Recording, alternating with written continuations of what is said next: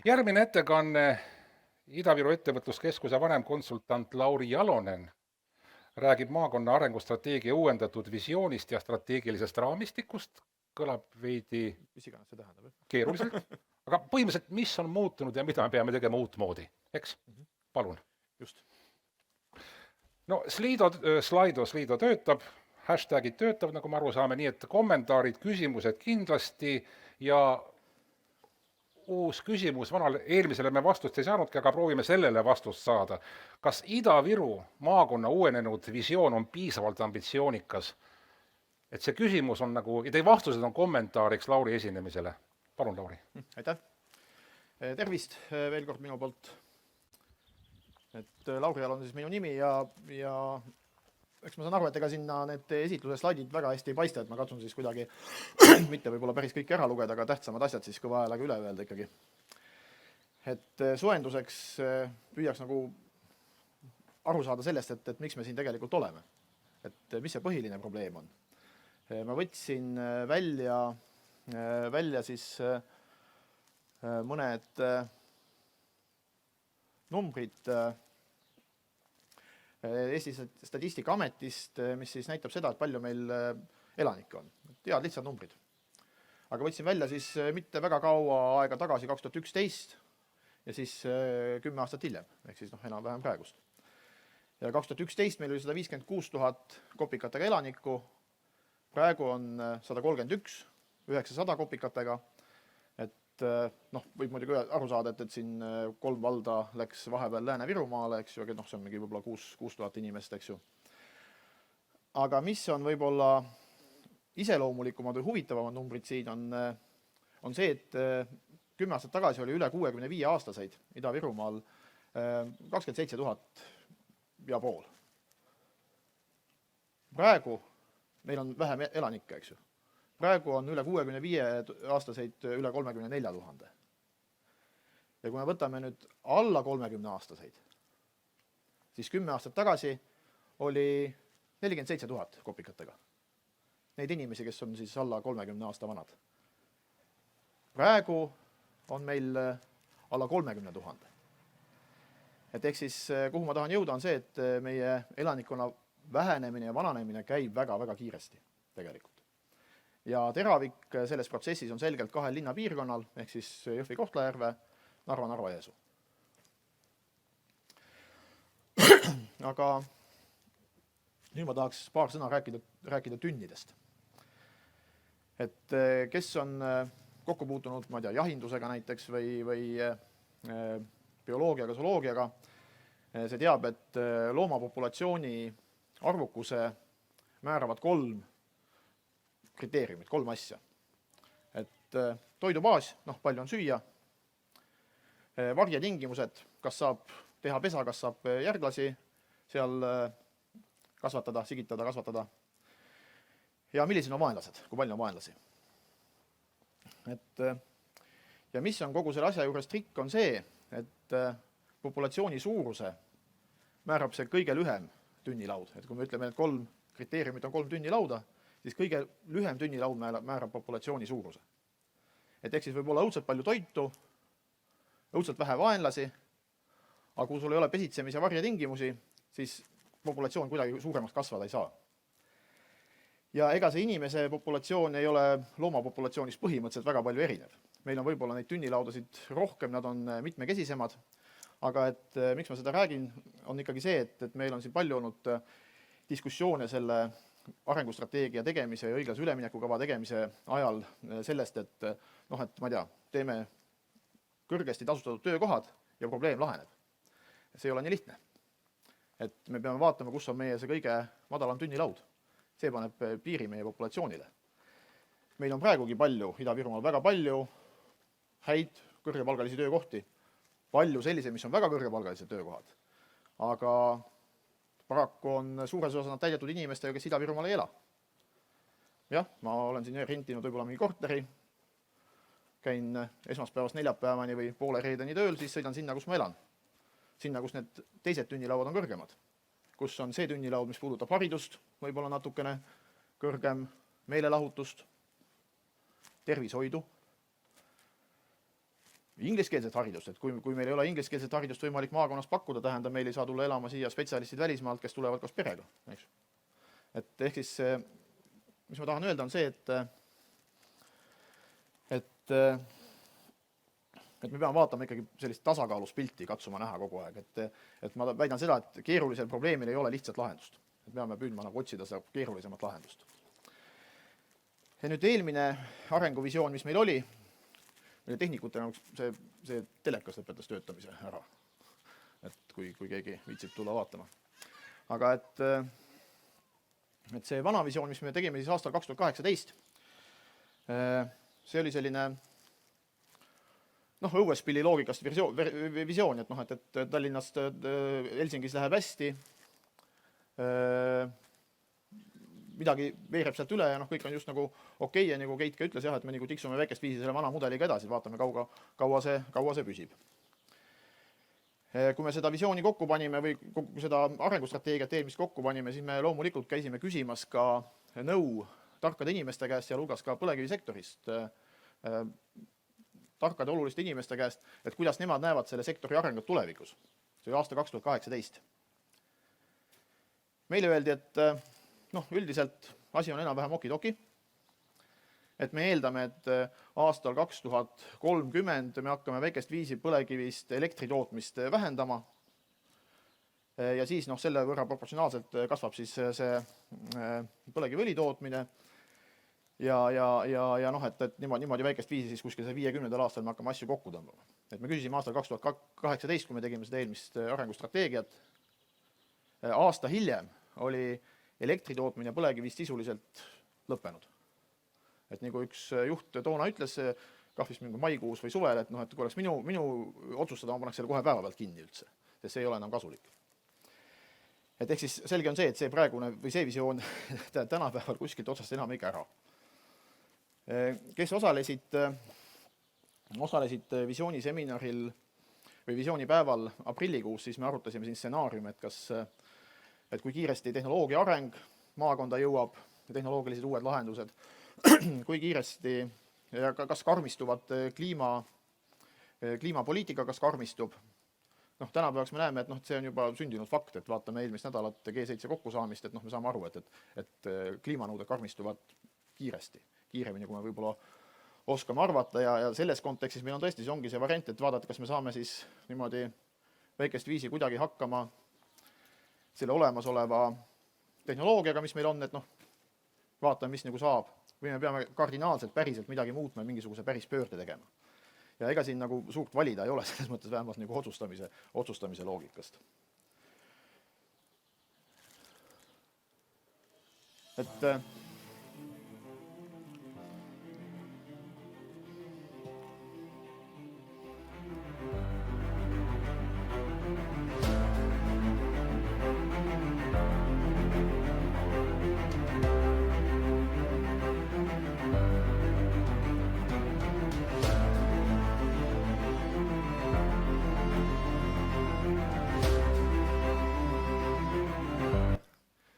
need inimesed, kes nüüd jälgivad seda ülekandes, need kindlasti said sellest suurema naudingu kui need inimesed, kes siin istuvad, et ma nägin hirmsasti vaeva, et neid animatsioone tekitada, aga mis nagu sõnum on see, et Hardi kunagi ütles, et meil on nagu selles muutuse protsessis kaks varianti, kas alt minna või üle minna.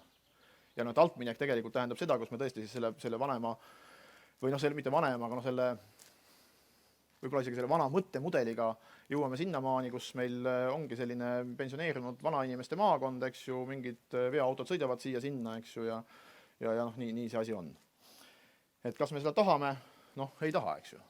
Et see tähendab seda, et nüüd see uus arengunägemus, mis praegusel hetkel siis tööversioonina on kokku lepitud, ikkagi formuleerib selgelt sellise soovi muutuda, vähemalt Eestis, rohepöörde ja roheenergeetika eeskujuks ja eestvedajaks. Ja seda saab teha ju ainult, seda ei saa teha ükski omavalitsus ega ei saa riik, veel vähem Euroopa Komisjon kuskil kaugelt. Seda saavad teha ettevõtjad eelkõige, seda saavad teha haridusasutused, teadusasutused koos ettevõtjatega. Et ega siin muud varianti tegelikult ei ole. Ja seal kõrval, eks ju, kui me rääkisime alguses tünnilaudades, seal kõrval peab olema siis see tõesti atraktiivne, normaalne, hea elukeskkond, kuhu saaks need inimesi siis päriselt ka elama kutsuda. meil enam ei piisa sellest, et me suudame oma noori siin kinni hoida. Meil on vaja väljaspoolt inimesi juurde tuua, et muud varianti tegelikult ei ole. Ja siis need hügieenitegurid ehk siis need head ühendused ja kõik see sujuv liikumisvõimalus.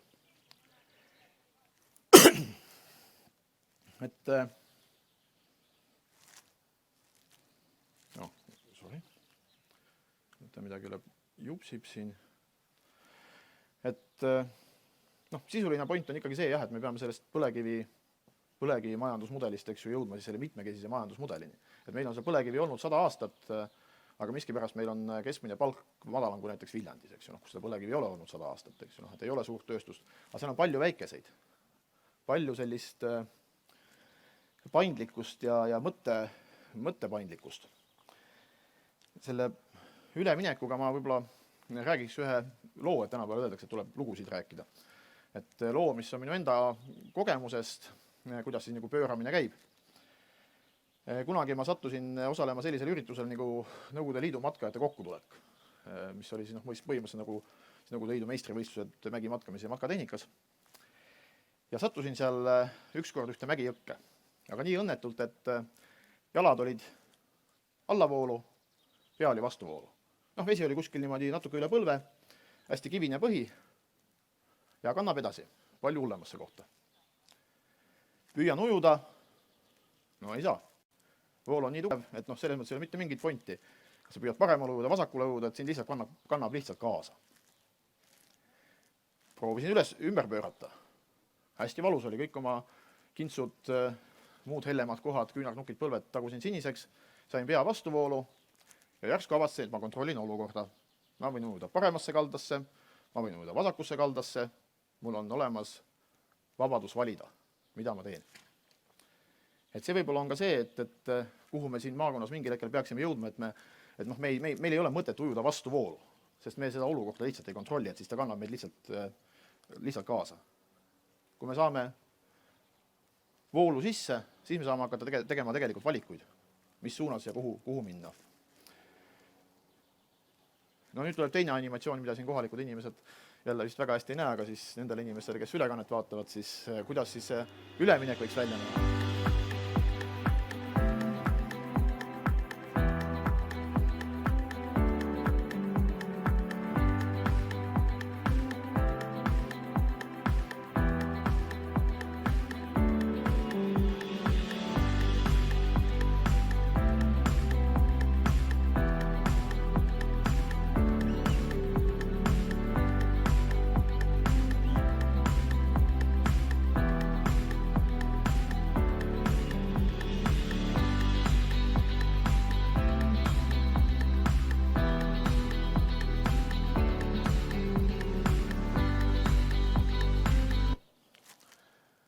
Et jah, et me tahaks, et oleks midagi nagu võib-olla kergemat, õhulisemat ja sellist noortele inimestele atraktiivset. Et nüüd siis sellest strateegilisest raamistikust rääkides või mis me siis nüüd selle aasta esimese poolega oleme või kuhu me oleme jõudnud, et kolmes siis põhilises valdkonnas, inimarengus, majanduses, ettevõtluses, elukeskkonnas on tekkinud võib-olla sellised olulisemad arengusuunad, mis nagu on sõelale jäänud. Et kui me räägime inimarengust, siis on need samad uued teadmised, oskused, mis selle ülemineku jaoks vajalikud on. Keelekeskkond. Väga põhimõtteline küsimus meie puhul, et kas meie inimesed siin on võimelised rääkima tegelikult eesti keelt, vene keelt, inglise keelt. Et seni, kuni meil on venekeelne töökeskkond, on meil väga keeruline saada siia väljaspoolt inimesi tööle. Väga keeruline. Samamoodi noori. Ja kui meil see töökeskkond ja venekeelseks, siis meil on valida ainult kas või saada inimesi siia, kes on siis sündinud kas vene või segaperekondades või siis kes on siis tulnud sisse kas Venemaalt, Ukrainast, Valgevenest. Me ei räägi siin Rootsist, ei räägi Eestist, Lätist, Ühendriikidest, mis iganes. Tervise- sotsiaalteenused, kultuuri- ja sporditeenused. Majanduse ettevõtluse puhul, see sama palju räägitud siis rohemajandus, roheettevõtlus. Info- kommunikatsioonitehnoloogiade robotiseerimine, ehk siis selle tööstuse, ka olemasoleva tööstuse viimine ka sellisele tasemele, et ta oleks nagu ka tulevikus perspektiivis konkurentsivõimeline ja teadus- arendustegevus koos ülikoolidega. elukeskkonna ja taristu puhul on siis see ilus või atraktiivne, et siin on väga hea ilus olla. Et elukeskkond peakski olema selline, et on ilus ja mõnus ja hea. Ja kaasaegsed elamise võimalused, et siin just Katri ühel Narva selle infotunnis ütles, et suur uudis, et Narvas hakatakse uut mitmekorruselist elumaja ehitama. See on uudis meil, eks ju, et tegelikult see peaks olema nagu business as usual. Meie jaoks on see uudis. Ja loomulikult siis kõik see kiirete kvaliteetsete ühenduste jutt sinna juurde veel. Nüüd valdkondade kaupa siis, kui vaadata, meil on nagu sellised eesmärgi püstitused enam-vähem paika loksutatud, aga et siis neid ma vast üles lugema ei hakka, aga et siis ma võib-olla keskendun sellele, et mis on see, mida siis me peaksime nüüd teistmoodi tegema, kui me siiamaani oleme teinud. Et kui me võtame hariduse, jah, et me rääkisime sellest keelest, riigikeelest, aga samamoodi siis ka sellest ingliskeelsest alus- ja üldhariduse võimalusest, et kas ta nüüd on mingisuguse eraldi koolina, mingisuguse programmi jupina kuskil mingis teises koolis, aga see on see, mis võimaldab välismaa spetsialistil tulla Ida-Virumaale tööle koos perega. Kui seda varianti ei ole, siis ei saa. Me tahaks näha, et iga meie kooli lõpetaja on saanud praktilise, võib-olla digitaalse ettevõtluskogemuse kooli ajal. Samad õpilasfirmad, eks ju, kui kuulata-vaadata, kuidas mujal see asi toimib, et siin, ma ei tea, ühe või teise kooli õpilasfirma ütleb, jah, me mõtlesime asja välja, et leedukad umbes toodavad, eks ju, meie siin müüme, et me teeme disaini. Et me tahaks ka jõuda, et see oleks ka Ida-Virumaal tavapärane. Et meie kutse kõrgharidusasutuste õppekavad oleksid päriselt ja hästi lõimitud sellega, mida päriselt maakonnas vaja on, eks ju, ja kuidas ja mida on vaja nüüd selleks, et seda üleminekut teha. Et kultuurivaldkonnas on loomisel loomemajanduse või selline kultuurikoostööklaster, et mis siis peaks aitama selle teema kuidagi koordineeritult tööle saama maakonnas. Narva on võtnud endale sihiks ikkagi olla kultuuripealinn, Euroopa kultuuripealinn aastal 2037. Ja see on suur asi ja see on see küsimus ka koostöö mõttes, et kuidas me saame seda kõik toetada.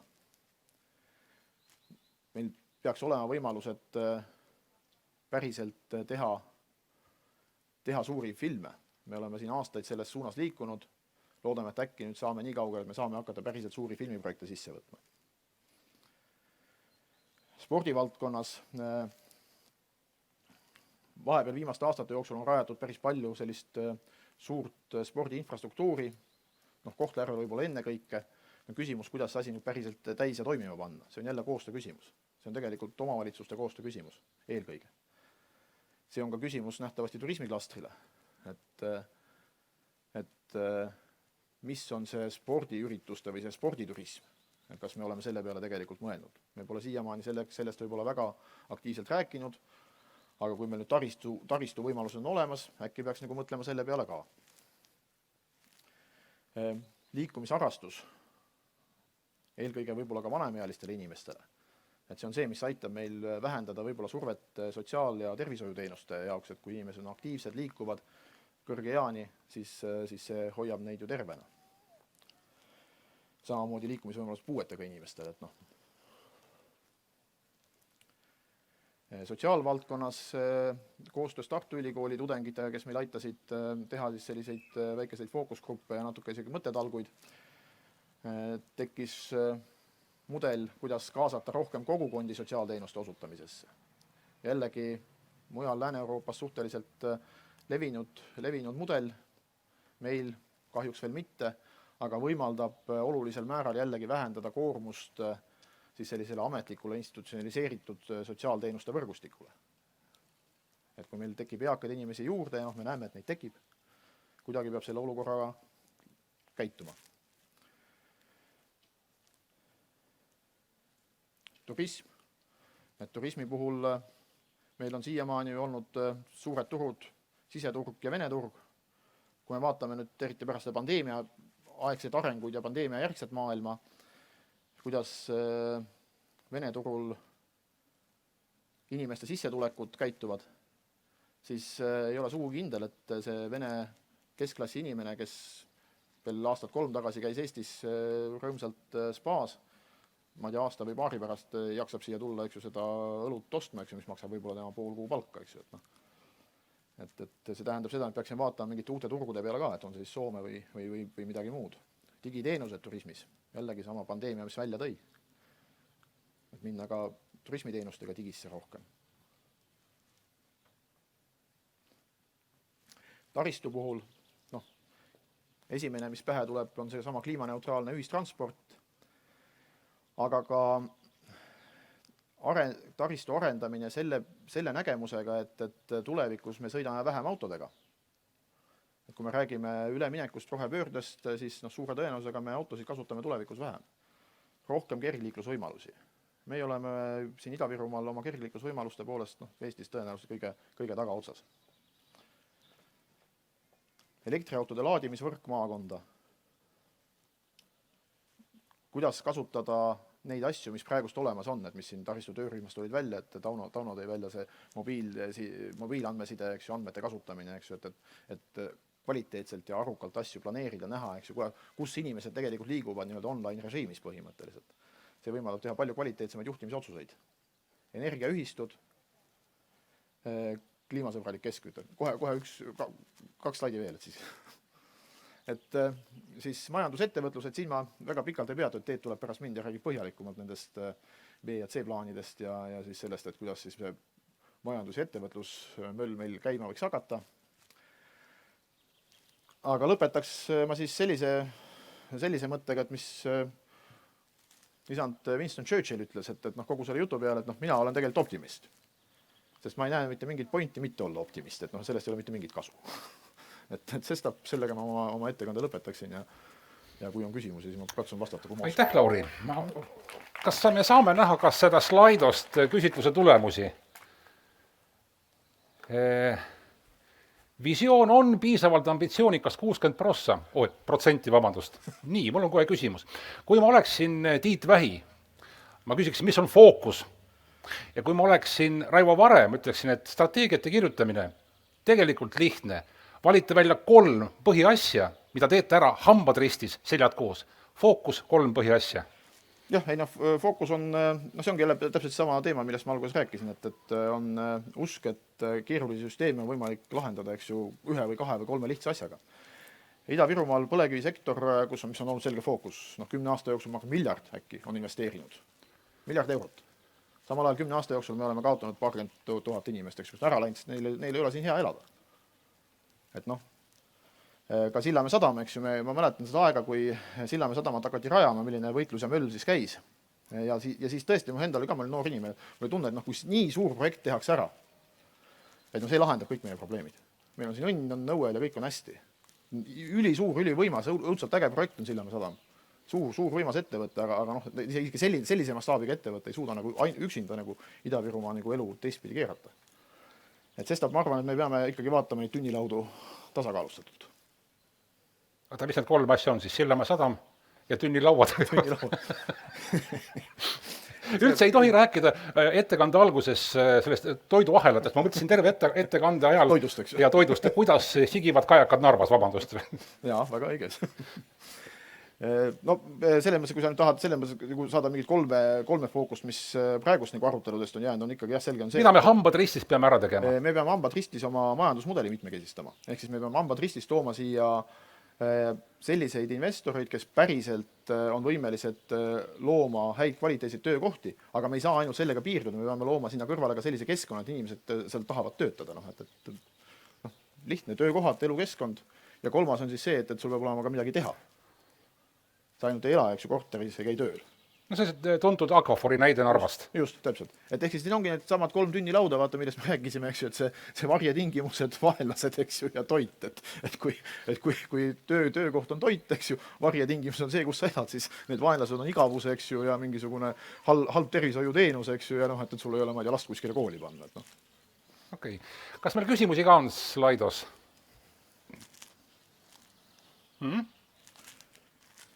Ei tea, vist ei ole. Näed. Kasemetsale. Ta vist juba ära sõitnud. Kuidas kommenteerid Norra otsust nafta tootmist jätkata seniks, kui on nõudlust? ei, nagu see on ju selles mõttes suht loogiline, kui on nõudlust, eks ju, saab ju toota. Eks ju, aga lihtsalt ongi küsimus selles, et mida Keit ka ütles, eks ju, ja mida me ise oleme näinud, et noh, et me arvame, et Euroopa Liit või keegi paneb nagu selle keelud paika. Tegelikult paneb turg need keelud paika. Ja mingil hetkel, eks ju, kui naftatootjale pank enam järgmiseks arenduseks laenu ei anna, noh, see ongi kogu muus. Senikaua, kuni saab toota, see on ettevõtlusvabadus. Noh, on ostjaid, toodame. Ei ole, ei tooda. Mul on küsimus, ma kuulsin siin kõrval seistes seda kergliiklusasja. Kergliiklus arendamine ajal, mil meil on vist 2 või 3 kuud suve ja ülejäänud on midagi muud. Eriti oluline teema. See on see urbanistide lemmik teema, et istume kõik tõukeratastele. Aga eriti oluline teema, minule väga hingelähedane, mina käin suvisel ajal käin rattaga tööl. Noh, mul on 14 kilti tööl ja 14 kilti tagasi, eks ju. Ja ma käiksin ka talvel tööl rattaga, kui vähegi ilm võimaldaks. Aga ma ei saa käia, sest on väga pime ja väga ohtlik on sõita mööda suurt maanteed. Õudselt ohtlik. Auto? No siis on auto, just. Ei olegi probleemi, eks ju, auto. Aga kui meil oleks kergliiklusvõimalused ja tänapäeval on see, et okei, mõni väntab ise, eks ju, tänapäeval on igasuguseid elektrilahendusi olemas, elektrijalgrattad, tõukerattad, no mis iganes nimet ainult, eks ju. Et sa ei pea olema mingisugune hirm sportlane, eks ju, et sõita mingi 14 kilomeetrit tööle, ei ole vaja.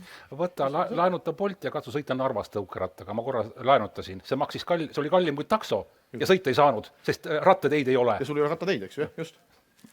Kas Aquaphor on unistus või reaalne asi? No see on pigem küsimus Teedule, ma arvan, eks ju, et minu jaoks on ta siiamaani reaalne asi, seal tehased päriselt seisavad, eks ju, ja nagu ma selle viimase slaidil ütlesin, et mina olen optimist, sest ma ei näe mingit põhjust mitte olla optimist, eks, et see ei aita meid kuidagi. Viimane küsimus, mis on see vastuolu rahaga?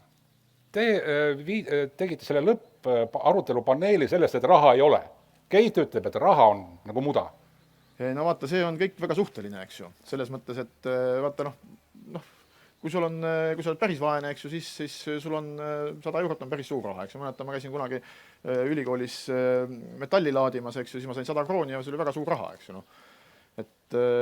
Aga samal ajal, eks ju, inimesele, kes võib-olla sel ajal sai, eks ju, võib-olla, ma ei tea, mitu tuhat krooni palka, temal võib-olla nii suur raha ei olnud, et ma arvan, see on väga suhteline küsimus. Aga selles mõttes, et arenduste jaoks, nii nad väidavad, et küsige ainult. Vaata, me oleme vaesed ja järelikult suurele rahale loota ei saa. Või mis see loogika on? Ei, ma arvan, et me saame loota, et see on meie puhul on see prioriteetide küsimus, eks ju. Et tavaliselt raha puhul on ju see, et ega sa ei saa seda 100%, eks ju. Nad küsivad, kuule, aga pane nagu enda poolt ka juurde. Et küsimus on ju ka selles ka, et kus me jookseb meie oma finantseeringu võimekuse piir, eks ju. Selge, raha on kusagil seal. Raha on kusagil seal. Aitäh, Lauri! Aitäh!